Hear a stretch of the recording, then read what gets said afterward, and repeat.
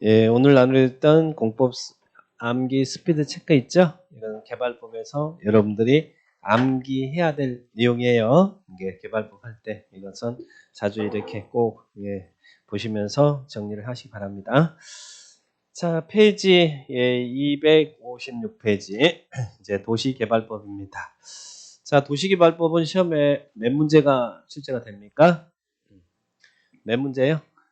6문제 출제돼요. 6문제. 자, 6문제인데 개발법도 쉬워요. 개발법 쉽다는 말은 공부하시면 한 만큼 점수가 나오는 부분입니다. 그래서 국토계획법 12문제 나오고 개발법 6문제 나오는데 우리 공법은 도시 국토계획법과 개발법만 잘하면 반은 한 거다고 생각하시면 돼요. 그만큼 이 부분에서는 출제도 또 비교적 여러분이 공부를 하면 한 만큼 나올 수 있는 부분이니까 국토계획법, 개발법은 열심히 보셔야 됩니다. 아셨죠? 자, 그러면 도시개발법. 자, 우리 개발사업이라는 게 뭐예요? 도시개발사업. 거기 그림 나왔죠? 도시개발사업이란 한마디로 말하면 못생긴 땅을 이렇게 못생겼잖아요. 이런 못생긴 땅을 이쁜 이 땅으로 만드는 게 도시 개발 사업이에요. 근데 뭐 하려고 이렇게 이쁜 이 땅 만들까? 여기다 농사 지려고요?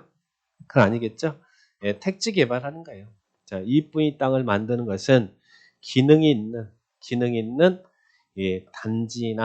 단지나 시가지를 조성하는 사업을 무슨 사업이라고 하냐면 도시개발 사업이라고 해요. 그래서 우리 검단 신도시 그러면 그게 도시개발 사업이라는 이야기예요. 단지 규모가 작으면 단지, 뭐 유통단지를 조성할 수도 있고, 뭐 주택단지를 조성할 수도 있고, 또 업무단지를 조성할 수도 있고, 이런 단지나 시가지를 조성하는 사업을 도시개발 사업이라고 해요. 자, 그러면 개발 사업하는 방식에는 몇 가지 방식이 있을까? 못생긴 땅을 이쁜 이 땅으로 만드는 방식에는 시행자가 땅 사가지고 이 땅을 다 사가지고 이렇게 이쁘게 만들어서 분양하는 방식. 자, 그 방식을 우리는 무슨 방식이라고 할까요? 보상금을 지급해서 사업을 한다. 땅 사가지고 한다. 수용 방식이라고 그래요. 수용 방식. 보통 신도시 개발은 다 여기 있는 원주민들 다 보상금 지고 나가게 하고 택지 개발에서 시행자가 분양하잖아요. 그래서 수용 방식은 시행자가 땅 사서 택지 개발에서 분양하는 방식이기 때문에 조성된 토지를 매각하는 방식이에요. 그래서 사업성을 확보하는 것이니까 수용 방식은 시행자가 쪽박을 차더라도 쪽박을 차고 대박을 치더라도 대박을 치는 방식이 수용 방식이라는 이야기예요. 그죠?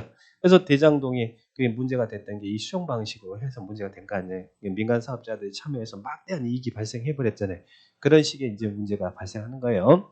그러면 주로 수용 방식은 민간 주도로 이루어지겠습니까? 아니면 공용 주도로 이루어지겠습니까? 공용 주도로 많이 이루어져야겠죠. 그래서 민간 주도가 참여해서 막대한 이익이 발생하면 또 그것도 문제가 있잖아요. 그래서 주로 공용 개발을 많이 해요. 자, 그런데 이제 환지 방식은 뭘까? 환지 방식은 이 개발 구역 안에 여기 토지 소유자 있잖아요. 토지 소유자가 이 지역의 개발 사업이 끝나면 조성된 토지로 이렇게 토지를 교환해 주는 방식이에요. 이게 바꿀 한자, 땅지자, 토지를 교환해 주는 방식이다. 자, 그러면 시행자가 소유권을 가지고 하는 게 아니라 시행자가 이 지역을 이쁘게 만들어서 시행자가 그러면 사업한테 공사비용 들어갔겠죠? 그러면 나중에 끝나면 공사비용을 충당하기 위해서 시행자가 땅을 가져가요. 그 땅을 우리는 이제 채비제라 그래요. 그래서 시행자가 수익권을 확보해서 사는 방식이 아니라 시행자가 대신 사업해주고 나중에 공사비용만큼 일정한 토지로 가져가는 방식입니다. 그러면 토지 소유자들은 자기의 수익권을 나중에 조성된 토지로 교환받는 거예요. 그래서 바꿀 한자, 땅지자, 토지 교환하는 방식. 이게 환지 방식입니다. 자, 환지 방식이고. 그리고 또 무슨 방식이 있냐면 일부는 수용하고 일부 지역은 수용 방식으로 하고 일부 지역은 환지 방식으로 하는 거. 그래서 섞어서 한다. 이걸 뭐라고 그럴까요? 혼용 방식이다. 이렇게 표현해요. 그래서 개발사업 방식에는 세 가지 방식이 있어요. 근데 혼용 방식은 수용 방식과 환지 방식이 같이 섞여서 하는 방식이잖아요. 그죠? 그러니까 이거는 크게 넓게는 개발사업 방식에는 수용 방식과 환지 방식이 있다. 그래서 우리 개발법은 수용 방식으로 할 때 절차와 환지 방식으로 할 때 어떻게 사업이 진행되는지 이런 개발사업의 시행 절차를 규정하고 있는 법이다. 이렇게 이해를 하시면 되겠습니다. 자, 그러면 자, 그래서 거기에 있는 그림을 이해하시면 되겠고요. 이쁜 이 땅을 못생긴 땅을 이쁜 땅으로 만든다. 이렇게 기억하시고 오른쪽 257페이지에 용어 정리를 보시면 개발 사업 할 때는 먼저 뭐 해야겠어요? 우리 검단 신도시 뭐 마곡지구 또 위례지구 하잖아요. 그게 뭡니까? 도시개발구역이에요. 어디를 개발 사업할 건지 구역 지정해 놓고 사업해야 될 거 아니에요. 그죠? 자, 그래서 개발구역이란 개발 사업이 실시될 지역을 말하고 그러면 개발구역이 지정되면 밑에 개발사업 그 개발구역 안에서 단지 시가지를 조성하는 사업을 무슨 사업이라 한다고요? 도시개발사업이다. 그래서 2번 개발사업이란 개발구역에서 주거, 상업, 산업, 유통, 정보통신, 생태, 문화, 보건 및 복지 등의 기능이 있는 단지를 조성하거나 또는 시가지를 조성하는 사업을 도시개발사업이다. 그렇게 정리합니다. 근데 이 도시개발사업은 실은 어디서 배웠어요? 우리 국토계획법 도시군관리계획 내용할 때 지구, 기, 사가 뭐였어요? 도시개발사업 또는 정비사업에 관한 계획이죠. 관리계획에 개발사업에 관한 계획이 있잖아요. 단 도시군관리계획으로 개발사업에 대한 계획을 정하고 그 개발사업의 시행 절차는 도시개발법에 의해서 사업을 해요. 그래서 국토계획법에 있는 관리계획과 뗄래야 뗄 수 없는 관계잖아요. 그래서 우리 개발법에서는 이 법에서 사용하는 것 외에 나머지 용어는 국토계획법에 있는 용어를 그대로 따르겠다. 이렇게 용어 준용한다라고 이렇게 표현하고 있어요. 자, 3번에 보니까 국토계획법에 사용하는 용어는 이 법에서 특별히 정하는 경우 외에는 이 법에도 그대로 적용하겠다. 그러니까 국토계획법에 있는 용어가 여기서도 그대로 다 등장한다는 이야기예요. 자, 우리가 배웠던 내용. 자, 그런데 자, 문제는 이 지역을 이제 우리 검단 신도시를 만들겠다라고 하는 거예요. 이제 구역이 지정돼야 되는데 구역을 지정하기 전에요. 이 지역에 이 개발하려고 하는 지역에 인구 수용은 어떻게 하고 인구 수용은 제일 먼저 뭘 할 때 보면 인구를 몇만 명 수용할 것이다. 이런 인구 수용에 대한 계획이 딱 잡혀야 거기에 따른 여러 가지 계획이 나올 거 아니에요. 그래서 이 지역의 인구 수용은 어떻게 하고 이 지역이 개발이 된다면 토지 이용은 어떻게 잡을 것이냐. 자, 여기는 이 지역은 업무 중심으로, 여기는 문화 중심으로, 여기는 이런 근생시설 중심으로, 여기는 주택이 들어설 중심으로, 여기는 상업용지 중심으로 토지 용객을 잡아야 될 거 아니에요. 토지 용객도 잡고 그리고 이 지역에 이렇게 토지 용객이 잡히면 이 지역의 교통망은 어떻게 형성할 것이냐, 그냥 도를 어떻게 놓고 어디까지 연결시킬 것이냐, 이런 교통망, 교통체계에 대한 내용도 잡아야 될 것이고 또 이 지역에 사업을 한다면 시행자는 누구로 하고 사업 방식은 어떻게 할 것이고 일련의 개발 사업의 방향을 제하는 계획이라는 게 수립돼야겠죠. 그 개발 사업의 방향을 제하는 계획이 개발 계획이에요. 그래서 개발 계획을 먼저 확정하고 그 확정된 개발 계획에 의해서 구역이 지정된다는 이야기예요. 그래서 이 구역 지정 전에 먼저 우리가 볼 것은 개발 계획을 배울 거란 이야기예요. 그러면 개발 계획은 개발 사업의 방향을 정하는 계획입니다. 자, 이번 33회 때도 나왔는데 여기가 개발법 6문제 중에서 여기가 제일 어렵게 나왔던 문제예요. 자, 그러면 개발 계획은 개발 사업의 방향을 정하는 계획입니다. 자, 그 밑에 이제 개발 계획이 수립되고 구역 지정되고 이제 사업이 진행된다 이렇게 나오죠. 자, 그렇게 하나만 보시고 자, 뒤로 넘어가 봅니다. 그러면 개발 계획은 누가 수립할까? 이 지역을 어떻게 만들겠다라는 개발 계획이 수립되고 그 계획에 의해서 구역을 확정시키는데 개발 계획은 누가 수립한다고요? 수립권자는 개발 구역을 지정하는 지정권자가 수립한대. 지정권자. 그러면 이 개발 구역을 지정할 수 있는 지정 권한이 있는 사람이 누구냐? 원래 개발구역 지정권자는 높은 사람이 하죠. 개발 사업은 큰 사업이니까. 그래서 개발구역 지정은 뒤에서 나와요. 그냥 들어봐 주세요. 시도지사, 대도시, 시장, 국장이 지정합니다. 그러니까 대도시에서는 고양시 같은 경우는 고양시장이 개발구역을 지정하는 거예요. 성남시는 성남시장이 지정하는 것이고 대도시에서는 그런데 이제 일반 시군 지역에서는 구역 지정을 도지사가 한다는 이야기예요. 그리고 인천시에서는 인천시장이 하는 것이고 높은 사람이 지정해요. 그리고 또 때로는 국장이 개발구역을 지정할 수도 있어요. 나중에 이 지정권자 정리할 것이고 올해 지난 33회 때는 국장이 어떨 때 개발구역을 지정할 수 있느냐, 국장이 개발구역을 지정할 수 있는 사유가 지난 33회 시험에서 나왔습니다.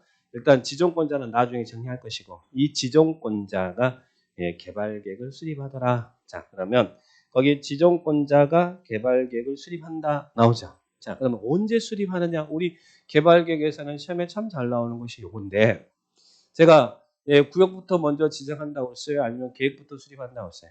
계획 수립하고 계획에 의해서 구역 확정하는 게 원칙이라고 그랬죠?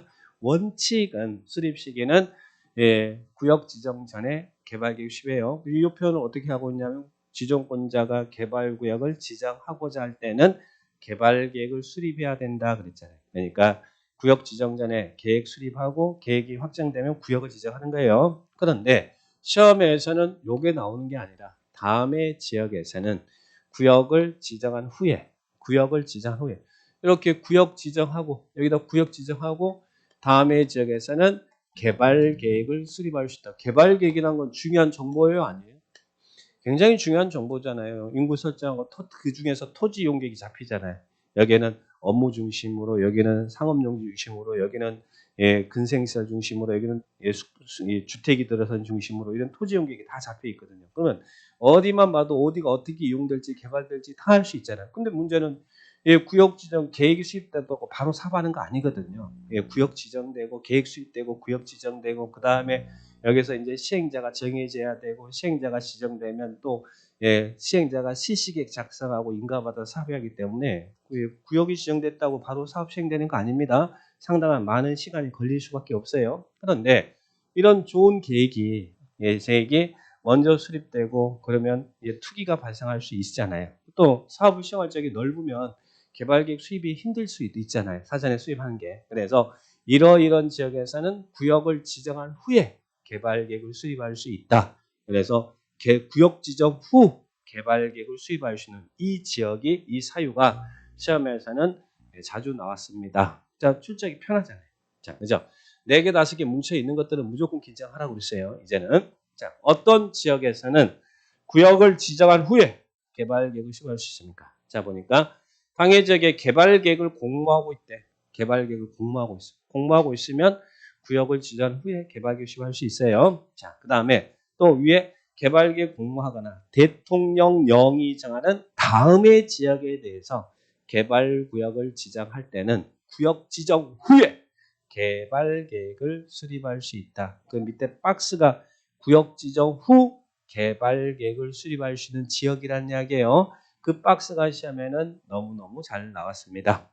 구역 지정 후 개발계획 수립. 투기 수요 차단하고 미성숙지죠. 자, 그러면 우리 공법상의 지도를 한번 그려봐요. 국토계획부에서 배웠던 공법상의 지도.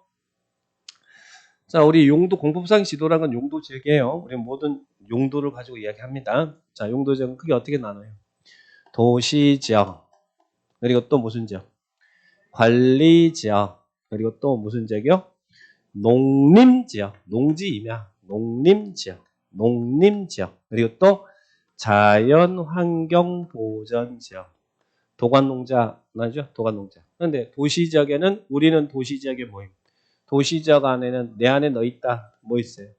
주거 지역, 또 상업 지역, 또 공업 지역, 또 녹지 지역. 주상공은 개발하는 지역이죠. 여기는 거주, 상업, 공업, 공장 짓도록 지정해 준 도시 토지 용지 있잖아요. 근데 이런 지역에다는 구역 지정 전에 개발계획 수립이든 후에 개발계획 수립되든 여기는 원래부터 땅 가격이 높은 지역이니까 투기 발생하지 않습니다. 그래서 이런 지역은 구역 지정 후 개발계획을 수립할 필요가 없고, 자, 나머지 지역들, 미성숙지 이런 지역들이 투기가 발생할 수 있잖아요. 그러니까 나머지 주상공이 아닌 나머지 지역들은 구역을 지정 후에 개발계획 수립할 수 있어요. 자, 그런데 잘 봐봐요. 우리가 녹지 지역은 보전 녹지도 있고 또 여기도 물론 나눠지지만 여기 나눌 필요가 없으니까 안 나눈 거예요. 녹지 지역은 보전 녹지도 있고 생산 녹지도 있고 자연 녹지도 있죠. 자, 이 중에 개발 금지 녹지 지역이 무슨 지역이 개발 금지 녹지 지역이에요?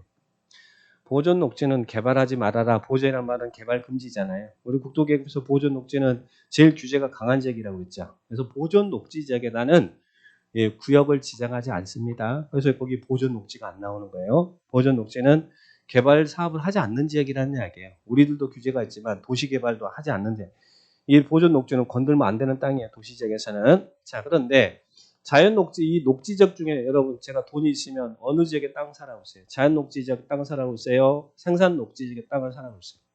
돈 되는 땅은 어디가 돈 되는 땅이라고 했어요? 자연 녹지가 개발에 허용되는 녹지 지역이잖아요. 그러니까 당연히 여기는 개발구역 시작할 수 있겠죠. 근데 생산 녹지는 어떤 지역이 우리 국토계획법에서는 생산 녹지 지역이라고 했어요. 농업적 생산이 이루어지고 있는 도심지 안의 전답이잖아요. 전답이니까 개발을 한다고요? 아니면 개발을 유보한다고요? 개발을 유보할 필요가 있는 지역이 생산 녹지죠. 그러니까 유보한다는 말은 나중에는 할 수도 있다는 얘기잖아요. 보존 녹지는 개발 금지 지역이고. 자, 그러면 자, 우리 보면서는 자연 녹지죠. 그리고 생산 녹지죠. 생산 녹지적인데 뒤에 단서 붙었죠. 생산 녹지적은 전체 면적의 30% 이하다. 그러니까 원래는 개발할 지역이 아닌데 개발을 유보할 지역인데 입증하면 개발구역 지정할 수 있어요. 근데 뒤에 이제 30% 이하다. 이런 단서점이 붙고. 그러나 거기에는 보존 녹지는 안 나왔죠. 보존 녹지는 없습니다. 구역을 지정할 수 있는 지역에다가 개발구역 수립해야 될 거 아니에요. 그러니까 보존 녹지는 안 나왔고. 그 다음에 여기에 있는 생산 녹지, 자연 녹지, 그리고 도시적 외지역. 도시적 외지역이면 여기죠. 도시적 외지역이면 도시적과 비교해서 관리 농림 자연환경 보전지역이잖아요. 한마디로 미성숙지잖아요.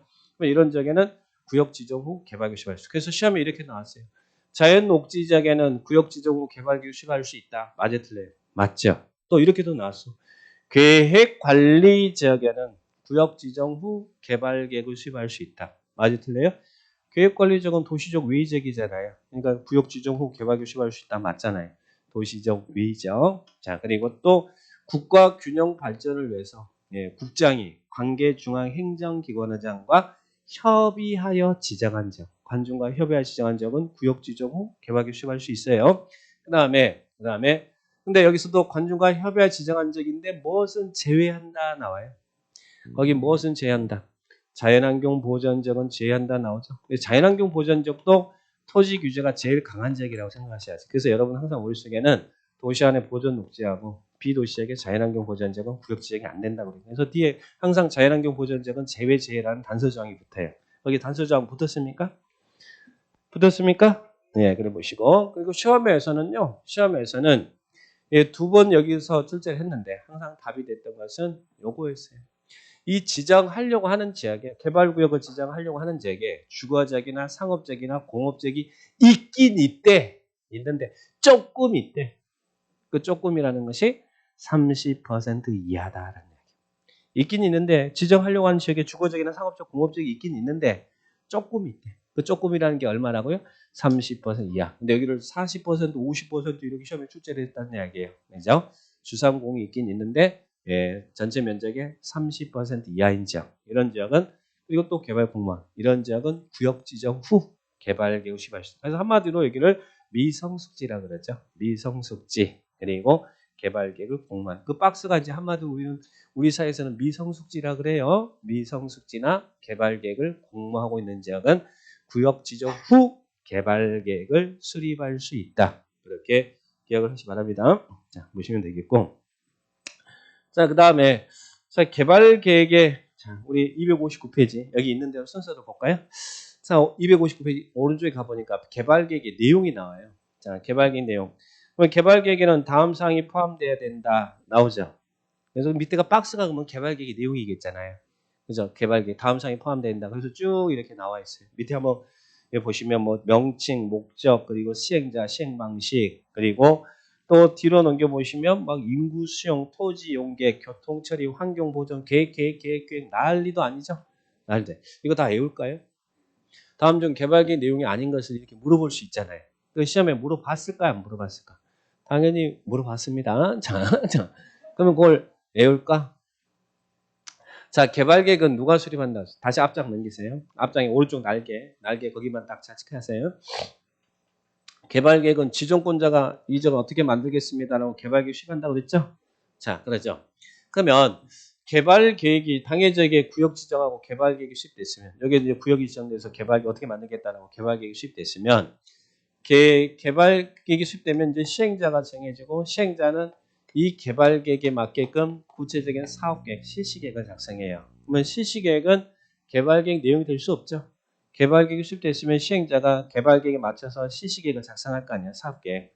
근데요. 여기서 기억할 것은 우리 개발법에서는 시행자가 실시 계획을 작성할 때 이 실시 계획 작성할 때 여기에 대한 지구 단위 계획도 포함하라 그래요. 지구 단위 계획도 포함해요. 그래서 오른쪽 날개 보니까 지구 단위 계획은 개발 계획 내용이 아니다라는 말이 나와 있죠. 오른쪽 날개.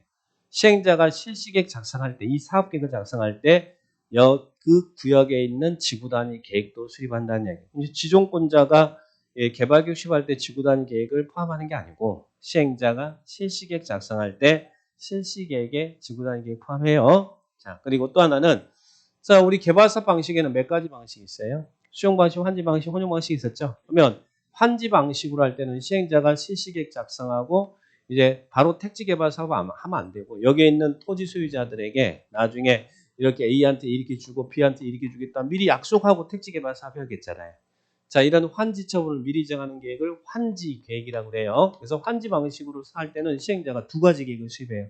실시계획 작성하고 사업계획 인가받고 환지계획 작성하고 환지계획 인가받고 사업을 해요. 어떻게 주겠습니다. 약속하고 이제 사업을 택지개발 사업 한다는 이야기예요. 그러면 여기 있는 실시계획이나 환지계획은 거기다 계획이 나오지만 이것들은 누가 수립하는 계획들이에요. 시행자가 수립하는 계획이지 지정권자가 수립하는 계획이 아니죠. 그래서 여기에 있는 실시계획, 지구단위계획, 환지계획은 개발계획 내용이 아니다. 이렇게 딱 체크하시면 돼요. 자, 그래서 우리 오른쪽 날개 지구단위 계획은 있으니까 자, 그러면 시행자가 실시계획 작성할 때 지구단위 계획 포함한다 그랬잖아요. 근데 지구단위 계획은 개발계획 내용이 아니고 그리고 환지계획도 시행자가 택지 개발하기 전에 어떻게 주겠습니다라고 약속하는 계획이거든요. 그래서 이 세 가지 계획은 시행자가 수립하는 계획이에요. 지정권자가 수립하는 게 아니라 개발 사업을 시행하는 시행자가 수립하는 계획입니다. 그래서 이 세 개는 개발 계획 내용이 아니다. 이렇게 기억하시고 오른쪽 날개에다가 살짝 이렇게 더 보충해 주시면 되잖아요. 그죠? 자, 지구단위 계획은 개발 계획 내용이 아니라고 했으니까 그러니까 실시계획, 지구단위계획, 환지계획은 개발계획 내용이 아니다. 그렇게 살짝 하시고 그리고 이 개발계획 내용에서 또 나올 수 있는 것은 여기 259페이지에 보니까요. 자, 거기에 다시 개발계획 내용을 보니까 개발계획에는 다음 사항이 포함된다. 단 13, 14, 15, 16에 해당하는 사항은 개발계획 내용 중 13, 14, 15, 16에 해당되는 사항은 구역을 지정한 후에 개발 계획 내용에 포함할 수 있다는 얘기. 아까는 여기는 구역 지정 후 개발 계획을 수립할 수 있는 지역이고 그리고 거기에 있는 내용은 구역을 지정한 후에 원래 개발 계획 수립할 때 구역 지정 전에 개발 계획 수립하잖아요. 근데 요 13, 14, 15, 16은 구역을 지정한 후에 개발 계획에 포함될 수 있는 사항이라는 이야기예요. 그것도 4개잖아. 자, 뒤로 넘겨보니까 13, 14, 15, 16 뒤에 보니까 13, 14, 15, 16 있잖아요. 그죠? 이 내놓으면. 그래서 왼쪽 날개 13, 14, 15, 16이 별도로 따로 나와 있네. 왼쪽 날개 13, 14, 15, 16은 구역을 지정한 후에 개발 계획 내용에 포함시킬 수 있다는 이야기예요. 구역 지정 후 개발 계획 내용에 포함할 수 있다. 그러면 13을 보니까 자, 뭐 있습니까? 개발구역 밖에 기반 설치할 때 그 기반 설치 비용 부담에서 이 말은 여기가 지금 도시개발구역인데 근데 이 개발구역 밖에 폐기물 처리 시설이 설치될 거예요. 근데 이 폐기물 처리 시설은 개발구역에서 발생하는 폐기물도 여기서 처리하지만 이 주변 지역에서 발생하는 폐기물도 여기서 같이 처리할 거예요. 그러면 개발구역 밖에 기반이 설치될 때 이 설치 비용을 여기서 다 부담할 필요는 없잖아요. 이 주변에 있는 것도 여기서 처리 같이 할 거니까. 그럴 때 이 비용 부담은 구역 지정 후 얼마큼 부담하게 할 것이냐. 그것은 개발계획 내용에 포함시킬 수 있다는 이야기예요. 그러면 구역 지정 후 개발계획 내용에 포함할 수상. 이건 암기 코드 가야 됩니다. 13번에 비용 부담에 관한 사항 B. 비용 부담의 부담 B. 다음 14번은 수용 사용 후 대상이 되는. 자, 이제 수용 방식 인정되니까 수용하려면 막 이제 세목을 고시해야 될 거 아니에요. 그래서 수용 사용 후 대상이 되는 토지 등의 세부 목록은 수용 사용 후 대상이 되는 세부 목록은 자, 세부 목록은 구역 지정 후 개발 계획 내용에 포함할 수 있다. 그리고 또 임대주택을 짓는 이유는 무엇 때문에 임대주택을 지어요? 여기다 임대주택을 짓는 것은 세입자의 주거 안정을 위해서 임대주택이 있는 것이죠. 자, 그러면 임대주택 등 세입자의 주거 안정에 관한 사항은 임대주택의 세입자의 주거 안정에 관한 사항은 구역 지정 후 개발계획 내용에 포함할 수 있어요. 자, 그리고 16번 순환개발 등 단계별 사업 추진이 필요한 경우 사업 추진에 관한 사항 순환개발의 순. 자, 그래서 구역 지정 후 개발 계획 내용에 포함할 수 있는 사항 그러면 암기 어떻게 하라고요? 자, 했더니 암기는 구역 지정 후 개발 계획 내용에 포함할 수 사항. 여기 있는 순서도 읽으니까 어떻게 돼요? 순이마 비샌다. 자, 순이마 비샌다. 순이마 비샌다. 구역 지정 후 개발 계획 내용에 포함할 사항. 순이마 비샌다. 그랬더니 다른 데서 순이마 그랬더니 네 그래요. 자, 이게 성함이 순임 씨가 있었다는 이야기죠. 자, 순이마 비샌다. 순이마. 순이 뭐예요? 순환개발, 임대주택, 비용 부담, 세부 목록, 순이마 비샌다. 순서대로 순이마 비샌다는 구역 지정 후 개발 계획 내용에 포함할 수 있다. 그래서 구역 지정 후 개발 계획을 수립할 수 있는 지역, 그리고 구역 지정 후 개발 계획 내용에 포함할 수 있는 상. 그죠? 요거 구분합니다. 여기는 지역이고 여기는 구역 지정 후 개발 계획 내용에 포함할 수 있는 상. 순이마 비샌다. 이렇게 기억을 딱 하시기 바랍니다. 자, 그다음에 개발 계획은 누가 수립한다고요? 누가? 이적을 어떻게 만들겠습니다. 인구 수용, 토지 이용, 교통 처리 이런 거 누가 수립한다고요? 지정권자가 수립한다고 그랬잖아요. 그죠? 자, 그러면 자, 261페이지에 가보니까요. 개발계획 수립 시 동의라는 말이 나옵니까? 지정권자가 개발계획을 수립하는데 환지 방식으로 개발 계획을 수립하려면 환지 방식이 뭐예요? 자, 사업이 진행될 때 여기에 있는 토지 소유자들이 소유권을 가지고 있어요? 아니면 사업 소유권 가지고 있지 않아요? 여기는 토지 소유자들이 소유권 가지고 있어요. 그래서 나중에 이제 택지 개발 이렇게 이적이 이쁘게 만들어지면 나중에 그 소유권을 조성된 토지로 옮겨주는 거잖아요. 그죠? 시행자가 소유권 가지고 하는 게 아닙니다. 그러면 사업이 진행되는 동안 여기 있는 토지 소유자들이 자기들의 소유권을 가지고 있는 거잖아요. 사업이 진행되는 동안 현실적으로 공사가 진행되는 동안 내가 소유권이 있지만 내 마음대로 사용 수익을 못 하잖아요. 그래서 지정권자가 환지 방식으로 개발 계획을 수립할 때는 먼저 동의를 얻어야 된다는 이야기예요. 수용 방식으로는 개발 계획 수립할 때는 동의가 필요하지 않는데 환지 방식으로 개발 계획을 수립할 때는 뭐 해야 된다고요? 동의를 얻어야 된다는 거예요. 환지 방식으로 개발 계획을 수립할 때는 지정권자가 그럴 때는 동의를 얻어야 된다. 뭐 얼마만큼의 동의를 얻어야 됩니까? 원칙은 얼마예요? 자, 여기에 있는 환지 방식으로 개발 수립할 때 여기 토지 가지고 있는 소유자들이 있을 거 아니에요. 토지 면적 얼마? 3분의 이상의 토지를 갖고 있는 소유자의 동의와 토지 면적 3분의 이상의 소유자의 동의와 그리고 또 면적에 상관없이 토지 소유자 총수 얼마 이상의 동의를 얻어야 돼요. 3분의 2분의 1 동의를 얻어야 돼요. 항상 동의자 수 산정할 때는 중요한 게 앞에 많이 그래서 면적 3분의 이상의 토지를 갖고 있는 소유자의 동의와 그리고 또 면적에 상관없이 토지 소유자 총수 2분의 1 이상의 동의를 얻는다. 지정권자가 환지 방식으로 개발 계획을 수립할 때는 이렇게 동의를 얻어야 됩니다. 자, 동의를 얻어야 됩니다. 자, 그런데 자, 환지 방식에서 개발 계획을 수립했는데 수립된 개발 계획을 동의 얻어서 수립했어요. 근데 수립된 개발 계획을 변경할 거예요.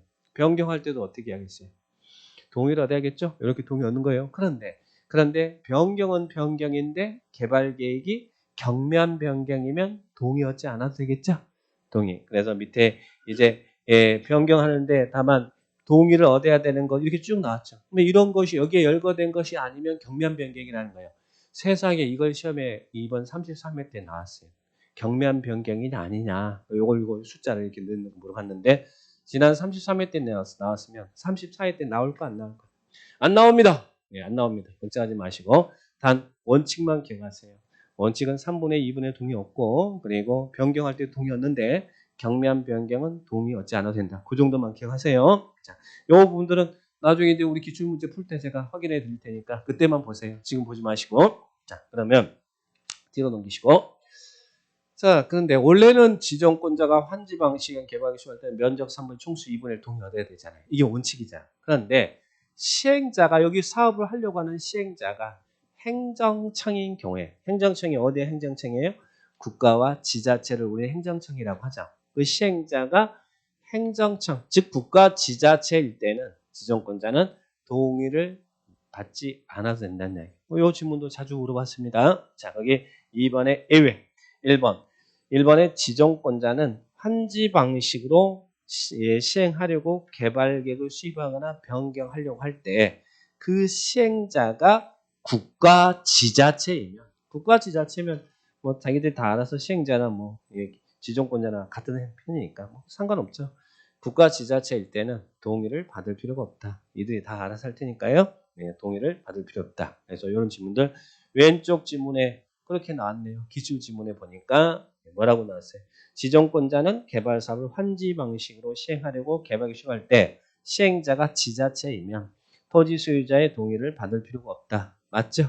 국가 지자체이면 동의를 받을 필요가 없습니다. 동의 면제다. 이렇게 기억하시면 돼요. 너무 간단하고 당연한 것인데 근데 시험에 냅니다. 그러니까 그런 분들 조심하시고. 그 다음에 이제 밑에는 조합입니다. 조합은 동의, 간주예요. 동의 간주. 거기 1번은 동의 면제고 2번은 동의 간주예요. 자, 여러분 이건 지문이 길어요, 안 길어요? 기니까 한 번만 읽어만 드릴게. 자, 우리 전부를 환지 방식으로 할 때는 여기에 있는 토지 소유자들이요. 여기 소유자들이 조합을 만들어서 할 수 있어요.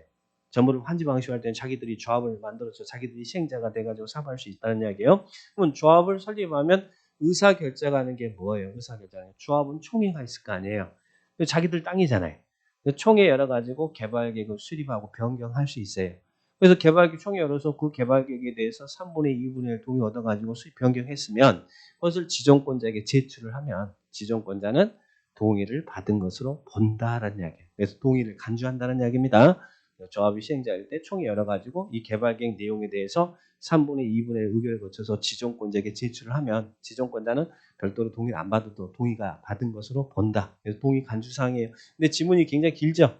기니까 길구나 이렇게만 이해하세요. 그러면 1번만 그래서 시험에는 그 긴 지문은 내질 않고 이것만 내더라. 시행자가 국가 지자체일 때는 동의를 받을 필요가 없다. 이 지문 내니까요. 체크하시고. 자, 밑에 개발계획 변경. 자, 개발계획은 아까 누가 수립한다고 그랬어요? 지정권자가 수립한다고 했잖아요. 그러면 수립된 개발계획을 변경할 때도 누가 하겠어요? 당연히 지정권자가 해야겠죠. 그래서 직접 또는 요청에 의해서 개발계획을 변경할 수 있죠. 그래서 개발계획 수립과 변경은 지정권자가 하는 거예요. 당연한 이야기입니다. 자, 그러면 자 오른쪽에 동의자 수 산정 방법. 자, 아까 원칙은 환지 방식의 개발계획 할 때는 면적 3분의 1 총수 2분의 1 그랬죠? 3분의 1을 동의 얻는다고 그랬잖아요. 근데 이 동의자 수 산정 어떻게 합니까? 그래서 오른쪽에 동의자 수 산정 방법, 동의자 수 산정할 때 면적 산정할 때 이렇게 하고 토지 소유자 총수 산정할 때는 이렇게 하라고 동의자 수 산정 방법이 쭉 나와 있어요. 나와 있는데 그래서 여기를 나중에 압축해서 정했지만 요 부분은 나중에 도시개발조합을 설립할 때도 면적 3분의 총수 2분의 1 동의 얻으라 그러거든요. 그래서 그 개발조합 동의자 수 산정할 때 동의 산정 방법을 자세하게 알려드릴 테니까요. 요 분들은 궁금하도 좀만 참으세요. 자, 나중에 개발조합 할 때 이때 자세하게 설명할 테니까 그 동의자 수 산정 방법 똑같으니까 뒤에서 자세하게 설명할 테니까요. 이 부분은 생략을 합니다. 근데 중요하지 않아서 생략하는 게 아니고 뒤에 똑같이 내용이 반복되니까 그때 생략하는 것이니까 그때 좀만 참아주세요. 자, 동의자 산정 방법 이 부분은 뒤에서 자세히 다뤄드리겠습니다. 자, 그 다음에 뒤로 넘겨보시면 없네요. 자, 그럼 여기서 하나 우리 앞에 빠졌던 부분이 앞에 개발계획이 자 앞에 그 개발계획 그 페이지 259페이지 수립 기준 나왔죠. 자, 거기만 살짝 정리하고 개발계획 마무리하죠. 개발계획을 수립할 때 개발계획은 자 여기서 이제 개발계획 수립하려고 그래. 자, 이게 이제 우리 인천시다. 인천시 계획관리자에게 여기에다 검단 신도시 만들겠다라고 해서 이제 개발계획 수립하고 개발계획 시작해요. 그러면 이 개발계획을 수립할 때는 당해자에게 광역도시계획이나 기본계획이 있으면 그에 맞게 수립해야겠습니까? 국토계획에 배웠던 광역도시계획 기본계획, 관할구역을 대상으로 또는 2개 이상의 대상으로 광역도시계획 기본계획이 수립되어 있는 지역에서 개발계획 수립할 때는 그 방향에 맞게 수립해야겠죠? 그래서 개발계획 수립할 때는 광역도시계획 기본계획에 부합돼야 되고 그리고 계획의 기준 나오면 뭐 말할 것도 없이 우리 연습 많이 했으니까 국장이 생각한다. 그래서 여기 있는 광역도시계획의 기본계획에 부합돼야 된다는 말 나오죠? 자, 나오고. 그리고 여기서 이제 기능의 상호죠. 요것만 좀 조심하세요. 요것만 체크. 그 밑에 330만이라는 이야기가 나오죠. 330만이라는 것은 100만 평이고 신도시 개발이에요. 자, 그러면 그 구역의 면적이 330만 제곱미터 이상인 지역에서 개발 계획을 수립할 때는 259페이지 거기 개발 계획 수립 기준 보고 있어요. 구역의 면적이 330만 제곱미터 이상인 지역에서 개발 계획 수립할 때는 주거 생산 교육 일학이 상호 조화를 이루도록 노력해야 된다. 즉 복합 기능이 도모되도록 개발 계획을 수립해야 된다는 이야기예요. 자, 우리 대한민국의 일기 신도시가 어디예요? 옆에 있는 일산하고 분당이잖아요. 그러면 일산이나 분당은 대한민국이 1990년대 일기 신도시를 만드는 대한민국 대표적인 지역인데 그 지역은 어떤 역할을 했어요? 서울에 있는 위성도시로서 배드타운의 역할을 했다는 얘기예요. 주거도시로서. 그래서 실제 일기 신도시는 실패한 작품이라고 이야기를 합니다. 배드타운의 역할만 해서요. 일산하고 분당은. 그러다가 이제 신도시 개발 안 하다가 2010년도부터 이제 다시 2기 신도시를 막 만들기 시작해요. 2기 신도시가 만들어지는 게 이제 판교라든지 동탄이라든지 파주라든지 막 이제 2기 신도시, 지금은 3기 신도시까지 막 나오시죠. 그런 지역에서는 신도시라는 것은 제가 100만 평 이상일 때, 이게 330만이면 100만 평이잖아요. 이런 지역에서 개발 계획 시작할 때는 단순히 배드타운 이런 특정 기능이 아니라 주거 생산 교육 일학이 상호 조화를 이루도록 개발 계획 시작해요. 이런 도시를 우리는 무슨 도시라고 그래요? 스스로 충족시키는 도시다. 자족 도시가 도모되도록 개발 계획을 수립해야 된다는 이야기예요. 규모 사이즈가 얼마 이상일 때는 복합 기능이 도모되도록 개발 계획 시작하고요. 330만 제곱미터 이상인 구역에서 개발 계획 시작할 때는 복합 기능이 도모되도록 개발 계획 시작해라. 그래서 지금 현재 2기, 3기 신도시는 다 이런 자족 도시의 기능을 갖도록 개발 계획을 수립하고 있다는 이야기. 이 법에 의해서. 자, 그래서 이 기준 기억하시기 바라고요. 자, 그다음에 자, 밑에 개발계획 공모. 아까 이제 공모하는 지역은 구역지정으로 개발계획 수립할 수 있다는 말 나왔고 밑에 수립 기준 나왔죠. 기준 나오면 누가 정한다고요? 국장이 정한다. 국장. 그래서 이런 개발 계획에 관련된 사항에서 이 개발 계획은 자체로도 문제를 잘 내고요. 그리고 아까 뭉쳐 있는 것들이 있었잖아요. 그런 것들이 시험에는 개발 계획에서 자주 물어봅니다. 아니면 전체적으로 이렇게 물어볼 수도 있고. 자, 그러면 우리 시험에서 26회 때 이렇게 나왔네요. 구역을 지정한 후에 개발 계획을 수립할 수 있는 경우가 아닌 것은 이게 잘 나온다고 그랬잖아요. 구역 지정 후 원래 이제 구역 계획 수립하고 계획에서 구역을 확정하는 게 원칙이지만 구역을 지정한 후에 개발 계획을 수립할 수 있는 지역이 있었죠. 그 머릿속에 약간 뭐 있었어요? 개발 계획을 공모하는 지역은 구역 지정 후 개발 계획 수립할 수 있었고 그리고 또 어느 지역? 미성숙지, 그죠? 자, 어디에 있어요? 일정한 경우 생산 녹지, 일정한 경우 자연 녹지, 그리고 도시적 외지역, 그죠? 그리고 관중과 협의할 지정한 지역. 근데 관중과 협의 지정인데 어디는 빼고, 자연환경 빼고, 그리고 또 주거적이나 상업적이나 공업적이 있긴 있대. 근데 얼만큼 있다? 조금 있다. 조금이 얼마요? 30% 이하. 30% 이하. 자, 그러면 여기 아닌 것은 개발계획 공모하는 지역, 구역 지정 후 개발계획 시행할 수 있죠? 자, 그 다음에 자연녹지죠. 구역 지정 후 개발 개시할 수 있나요? 수상공이 아닌 지역이니까 미성숙지는 구역 지정 후 개발 개시할 수 있고 그리고 도시적 외지역 할 수 있나요? 도시적 외지역 살 수 있고 그 다음에 국장이 국가균형 발전을 위해서 관중과 협의하여 지정한 지역 상업적인 개발 시행할 때 아까 그랬잖아요. 관중과 협의하여 지정한 지역은 지정할 수 있다. 어디 빼고? 자연환경 보전적 빼고 상업적에다가 협의하여 지정하면 구역 지정 후 개발 계획 수립할 수 있잖아요. 관중과 협의하여 지정한 지역. 여기가 이제 자연환경 보전적이 들어가면 안 돼요. 자연환경 보전적 안 된다고 그랬잖아요. 그것만 조심. 자, 그럼 맞고. 그 다음에 5번입니다. 지정하려고 하는데 그 지역에 주거지역이 포함된대. 근데 전체 면적의 40%를 차지하고 있는 주거지역이 구역 지정 후 개발 수립할 수 있어요? 아니죠. 여기는 얼마? 30% 이하, 30% 조금 있다. 조금이라는 기준은 30%다. 답은 몇 번요? 5번. 자, 이거 나오면 맞출 수 있겠죠? 그래서 이제 조심할 게, 이제 이런 데는 조심할 게 항상 이런 퍼센테이지 나오는 거 하고, 그리고 또 아까 국장이 국가균형 발전에서 관중과 협의하 지정한 지역이라고 했잖아요. 협의 지정한 지역인데 여기는 이런 지역은 맞지만 여기 뭐가 들어가면 안 된다고. 자연환경 보전 지역이 들어가면 안 된다고. 그런 부분들만 이제 조심하면 돼. 아셨죠? 그리고 또 예, 자연 녹지하고 생산 녹지 되지만 여기 이제 보존 녹지가 나오면 안 된다는 거. 그래서 여러 가지 형태로 문제가 많이 다양하게 출제될 수 있으니까 정확하게 정리를 해 주실 필요가 있어요. 자, 그러면 이제 개발 계획이 딱 수립되고. 자, 이제는 예, 구역 지정합니다. 자, 구역 지정. 예, 이 구역 지정 뭐 작년에도 나왔습니다. 자, 빠지지 않고 나와요. 개발구역 지정 권한을 갖는 게 중요합니다. 자, 개발구역은 여기에다가 개발구역 지정할 거예요. 여기다 지정할 거예요. 누가 개발구역을 지정할 수 있다. 개발 사업을 내면 구역 지정돼야 사업할 수 있으니까. 개발구역 지정권자는 높은 사람이다. 높은 사람인데 이제는 지자체 시대니까 지자체 높은 사람이겠죠. 그래서 개발구역 지정은 누가 한다고요? 시도지사, 대도시 시장. 기본적으로 대도시장은 돼야 돼.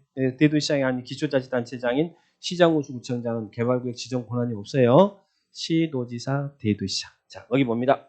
원칙 지정권자, 시도지사 또는 대도시시장. 1번, 다음에 해당하는 자는 계획적인 도시개발이 필요하다고 인정될 때는 개발구역을 지정할 수 있다. 그래서 박스에 이제 개발구역 지정권자가 나오잖아요. 박스로 가보니까 특별시장, 광역시장, 도지사, 특도, 이하 시도지사라는. 근데 여기서 재밌는 게 하나 있네. 우리가 처음에 공부할 때 제가 시도지사란 5명을 이야기한다고 했죠. 누구누구를 줄여서 시도지사, 시도지사 한다고 했어요. 특별시장, 광역시장, 또 특별자치시장, 특별자치도지사, 도지사. 이 5명을 시도지사를 한다고 그랬죠. 근데 여기 지금 뭐가 한 명이 빠졌네. 4명밖에 안 되네. 누가 빠졌어요? 원래 그 시도지사라고 해서 특별시장, 광역시장, 특별자치시장, 특별자치도지사, 도지사 그래서 5명이었잖아요. 근데 여기 지금 누가 한 명 빠졌네? 여기 누구? 특별자치시장. 특별자치시장이 어디예요? 세종시가 특별자치시잖아요. 근데 여기는 도시개발법에서는 세종시장이 등장하지 않습니다. 특별자치시장이 등장하지 않아요. 그 이유는 세종시는 이 도시개발법에 만들어진 대한민국의 대표적인 지역이에요. 그래서 세종시는 여기에서는 안 나와요. 세종시는 안 나옵니다. 근데 이제 안 나오니까 그렇게 참고만 하시고. 근데 뭐 세종시장이 들어가냐 안 들어가냐 그렇게까지는 나오진 않을 텐데 도시개발법에서는 시도의사라고 하면 4명이란 이야기예요. 5명이 아니고 세종시장은 빠진다. 도시개발법만 그래. 다른 데서는 시도의사 그러면 5명이 다 나오는데 세종시만 그렇게 빠져요. 그 취지를 이해만 하시고요. 자, 그러면 시도지사가 개발구역 지정. 그러면 우리 서울시에서는 누가 개발구역 지정권자라는 얘기예요? 서울시장이 지정하는 거예요. 그죠? 서울시장. 그럼 우리 인천시에서 검단 신도시는 누가 지정한다는 이야기예요? 인천시장이 한다는 이야기 시도의사. 그죠? 시도의사가 합니다. 그러면 도안에서 시군 지역에다는 누가 개발구역을 지정한다는 고양시 저기 있는 김포시에다는 누가 개발구역 지정해요? 개발구역은 도지사가 지정 권한이 있는 것이지 김포시장 기초자치단체장은 권한이 없으니까 지정해달라고 요청하는 거예요. 그런데 도안의 시군지역에서 인구가 50만 이상인 기초자치단체장이 있었죠. 그 사람을 뭐라고 써요? 대도시장이라죠. 여기 고양시, 경기도 고양시잖아요. 고양시에서는 고양시장이 개발구역 지정할 수 있어요. 도지사가 지정하지 않아도. 그래서 여기는 대도시시장. 그래서 거기 2번에 특별시 광역시를 제외한 인구 50만 이상이시. 그러니까 특별시장 광역시장을 대도시장이라고 안 한다고 그랬잖아요. 대도시장은 도안에 인구가 50만 이상인 기초자치단체장을 대도시장이라고 해요. 대도시에서는 도지사가 구역 지정하는 게 아니라 대도시시장이 지정한다. 그러니까 김포시에다는 구역 지정을 경기도지사가 하지만 고양시에서는 경기도 고양시지만 고양시의 개발구역 지정은 고양시장이 한다는 거예요. 그러니까 꼬면 인구 50만 이상 돼야 돼. 그래야 기초자치단체장이라도 어떤 뭘 할 수 있는 권한이, 행정 권한이 생긴다. 그죠? 이렇게 이해를 하시면 되겠습니다. 시도지사, 대도시장이 개발구역 지정권자입니다. 그런데 문제는 이 개발구역을 지정하려고 하는 사람, 이 사람이 지정 권한을 갖고 있잖아요. 근데 개발구역을 지정하려고 하는 지역이 시도, 대도시에 걸친대. 그럴 때 누가 구역 지정할까요? 이 둘 이상은 시도, 대도시에 걸친대. 이런 지역이 대표적인 지역이 어디예요? 이런 시도, 대도시에 걸치는 지역이 어디예요? 위례신도시잖아요. 위례지구. 자, 위례신도시가 어떻게 만들어집니까? 위례지구는 어떻게 만들어져요? 서울시에 있는 송파구, 그리고 경기도 성남시, 그리고 경기도 하남시. 성남시는 대도시 시장이고 지정 권한이 있고 하남시는 대도시가 아니에요. 그냥 일반 시지. 근데 위례 신도시는 송파구에 있는 그린벨트 풀고 성남시 그린벨트 풀고 하남시 그린벨트 풀어서 여기에다가 위례 신도시를 만들잖아요. 위례지구 이렇게 하잖아요. 그러면 서울시에서는 개발구역 지정을 서울시장이 할 것이고 성남시는 대도시장이니까 여기서는 대도시장, 성남시장이 구역 지정할 것이고 대장동 지정 이런 것도 여기서 성남시장이 하는 거예요. 대도시장이니까. 그죠? 하남시에서는 누가 지정해요? 여기는 대도시가 아니니까 경기도지사가 지정할 거 아니에요. 그죠? 여기는 도시장, 여기는 대도시장, 여기는 특별시장이 지정할 거 아니에요. 근데 걸친다는 거예요. 이건 누가 지정하라고? 시도 대도시에 걸칠 때는 여기 지금 정확하게 시도 대도시에 걸쳐 시도 대도시에 걸쳤잖아요. 이때 개발구역 지정은 누가 한다고? 누가? 이 좋은 이 행정 권한 이 좋은 권한을 남한테 주면 아깝잖아요. 그러니까 이 지정 권한 있는 서울시장, 성남시장, 경기도지사가 즉 시도지사, 대도시장이 협의하여 지정할 자를 정한다. 또 시도 대도시 걸친다고 무조건 국장 걸지 마세요. 예, 협의하여. 그래서 협의하여 지정할 자를 정한다. 그 박스 밑에 협의하여 지정할 자를 정한다. 협의하여 지정할 자를 정한다. 그죠? 협의자. 근데 여러분 협의가 잘 될까요? 협의가 잘 되겠어요? 안 되겠어요? 이 구역을 지정할 수 있는 행정 권한을 갖는 사람이 이 지역을 어떻게 만들겠다라고 개발계획을 수립하는 수립권자인데 지정권자가 아까 개발계획 수립한다고 했잖아요. 그죠? 협의 안 되겠죠? 자기들이 다 구역 지정하려고 할 거 아니에요. 협의가 되기가 힘들잖아요. 그죠? 그러면 협의 불성립하면 그때는 어떻게 하라고요? 그때는 국장이 나오는 거예요. 무조건 걸친 데 국장이다 그러면 안 되고 시도 대도시간에 협의가 불성립. 그러면 국장이 개발구역을 지정할 수 있는 사유가 있습니까? 그럼 이때 국장이 개발구역 지정할 사유가 나옵니까? 이게 시험에 너무너무 잘 나왔어. 지난 33회 때도 나왔단 얘기야. 이런 거 나오면 국장이 개발구역을 지정할 사유다. 얘에 해당하잖아요. 이거 최근 들어서 3번이나 나왔어. 국장이 개발구역을 지정할 수 있는 사유가. 뭐 4개, 5개 뭉쳐 있으면 참 내기 좋다고 했잖아요. 자, 그러면 어떨 때는 국장이 개발구역을 지정할 수 있습니까? 자, 국장이 개발구역을 지정한 사유 5개 있죠? 자, 그것을 우리는 어떻게 암기를 하냐면 중국집 천정에 불 났다. 국장이 개발구역을 지정한 사유는 중국집 천정에 중국집 천정에 불 났다. 국장이 개발구역 지정한 사유 3번 나왔는데 중국집 천정에 불. 요 5가지예요. 근데 3번 다 답은 여기하고 여기만 답이었어요. 나머지는 뭐 답이 될 이유가 없고 당연히 맞추니까. 당연히 맞추니까. 3번 다 여기하고 여기였습니다. 이번에도 여기가 답이었어요. 여기가. 자, 그러면 국장이 개발구역을 지정한 사유. 자, 중국집 천정에 불, 중국집 천정 이제 암기 코드로 그렇게 가는 것이고. 자, 거기에 있는 것 5개 정리합니다. 자, 첫 번째. 국가가 개발 사업을 실시할 필요가 있다. 당연한 거 아닙니까? 국가가 개발 사업을 할 필요가 있으면 국장이 지정해야죠. 국가 나왔는데 지자체가 지정하는 거 아니잖아요. 그죠? 국가가. 이건 누가 물어봐도 이거 공부 안 한 사람도 맞춰요, 이거. 예, 맞춰요. 자, 그 다음 2번째는 요겁니다. 2번째. 관계 중앙행정기관장이 요청한다. 구역 좀 지정해 주세요라고 요청해요. 그럼 여기서 중앙행정기관장은 누구예요? 중앙행정기관장은 장관이잖아요. 관계된 장관이 좀 구역 좀 지정해달라고 국장한테 요청하면 국장이 개발구역을 지정해 줄 수 있다는 중앙행정기관장이 장관을 제가 중앙행정기관장이라고 했잖아요. 뭐 교육부 장관이 국방부 장관이 뭔 장관이 국장한테 요청하면 국장이 개발구역을 지정해 줄 수 있다는 거예요. 근데 여기를 시험에 시정 군수구청장이 요청하면 우리 서구청장이 국장한테 여기다가 검단 신도시 만들어 주세요라고 개발구역 지정 요청하면 국장이 개발구역 지정해 줄 수 있나요? 우리 서구청장은 누구한테 요청해야 돼? 인천시장한테 해야 될까? 이 사람들이 권한이 있으니까 시장군수구청장은 이들한테 지정해달라고 요청하는 것이고, 그죠? 그러니까 시장군수구청장은 지정 권한 있는 시도지사한테 요청하고, 장관은 누구한테 요청하라고? 국장한테 요청하는 거예요. 그래서 여기를 중앙행정기관장이 요청할 때 그래야지 시장군수구청장이 요청하면 국장이 개발구역 지정할 수 있다. 그 말 틀린 문장이라는 이야기죠?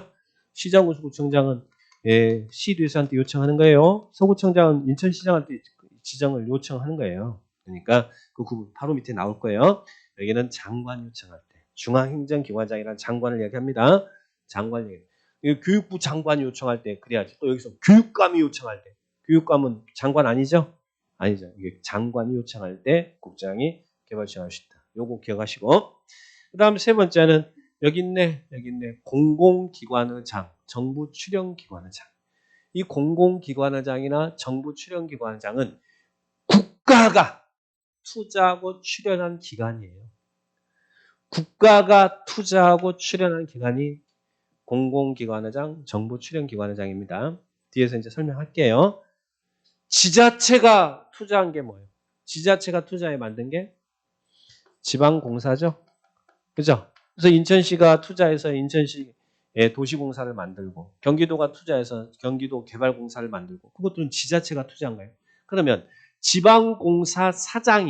지방공사장이 국장한테 자 개발구역 지정해 주세요라고 제안하면 이 사람들은 시행자가 될 수 있는 사람들이거든요. 제안하면 국장이 개발구역 지정해 줄 수 있을까?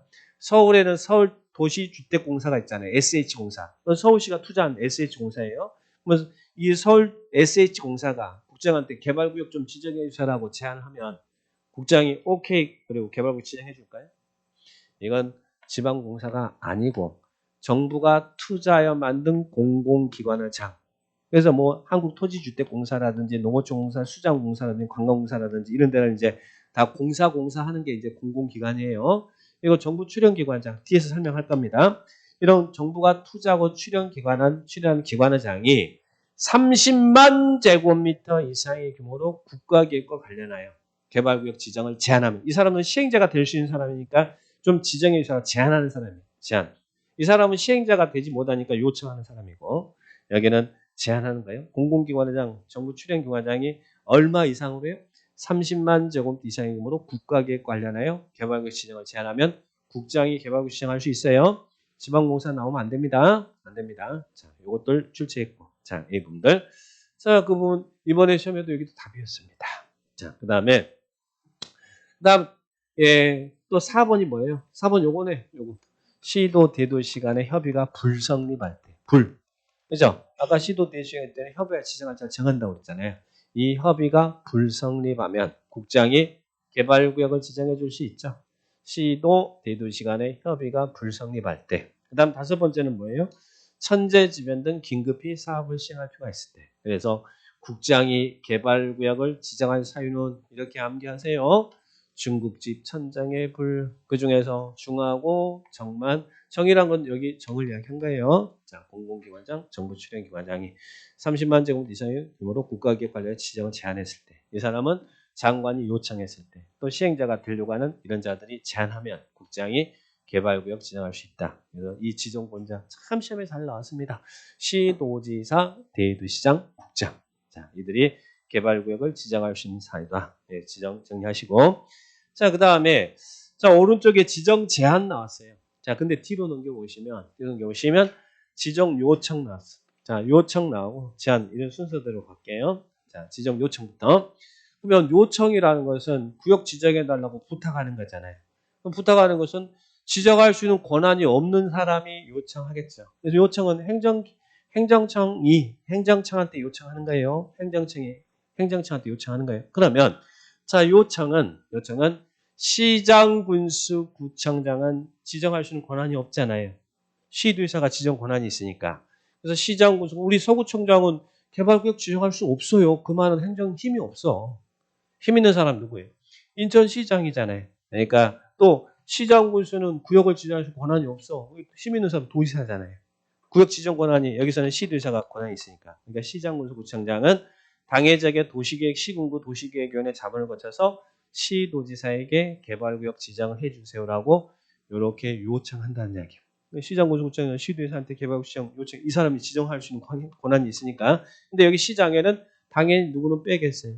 대도시 시장은 빼겠죠. 고양시장은 요청 안 해도 되잖아요. 자기가 구역 지정할 수 있으니까. 그래서 여기 대도시장은 뺀 시장, 군수, 구청장은 시도지사에게 도시계획위원회 자문을 거쳐 당해적인 도시군 자문을 거쳐서 시도지사의 개발구역 지정을 요청해요. 그런데 지구단위 계획에 따라 요청할 때는 이 자문도 생략할 수 있대. 그래서 이렇게 합니다. 자, 그런데 중앙행정기관의장은 누구한테 요청하라고요?